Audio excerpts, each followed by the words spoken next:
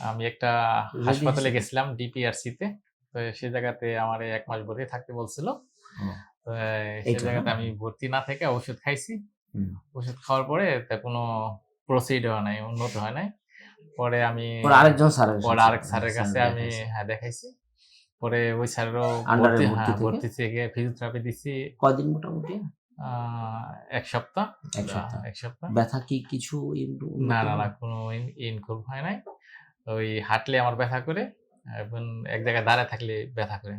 হ্যাঁ, তো একটা জিনিস কিন্তু আমি আমার ভিডিওতে বলার চেষ্টা করছি, আপনারা হয়তো দেখছেন যে যেই ব্যথাটা, কোমরের ব্যথাটা হাঁটলে বাড়ে, তার মানে এটা আপনার কোমরের রগের সমস্যা হওয়ার সম্ভাবনা বেশি।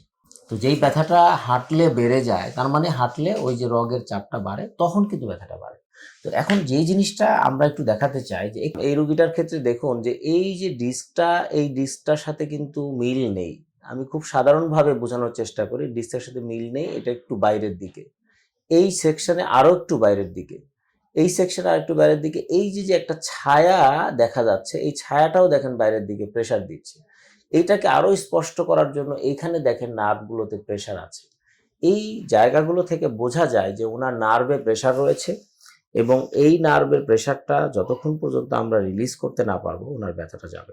এর জন্যই আমরা বলি স্পষ্টভাবে যে ওজন নিউক্লিওলাইসিস, যেটা আমরা ডিস্কের ভেতরে ওজন গ্যাসটা দিলে এইটা ডিস্কটা সংকুচিত হয়ে আসে, তখন নার্ভের জন্য একটা রাস্তা তৈরি হয়, তখন কিন্তু আসলে ওনার ব্যথাটা কমে আসতে পারে। এবং এই একই ক্ষেত্রে আমরা বলবো যে এইসব কারণে অনেক সময় অপারেশনও করতে পারেন, কিন্তু অপারেশনের পাশাপাশি এই ওজন নিউক্লিওলাইসিসটা কেন বেশি সুপিরিয়র, শুধু একটাই কারণে, এটার ইনফেকশনের ঝুঁকিটা একেবারেই নাই।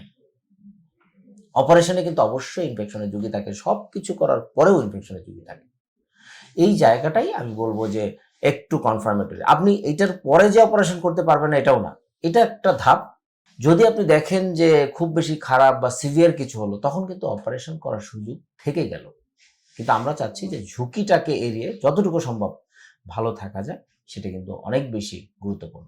যে জিনিসটা আমরা ফোকাস করতে চাই যে আসলে হাঁটলে যদি বাড়ে, এবং এই ব্যথাটা মোস্ট প্রবাবলি ডিস্কে প্রোল্যাপস জনিত ব্যথা হতে পারে।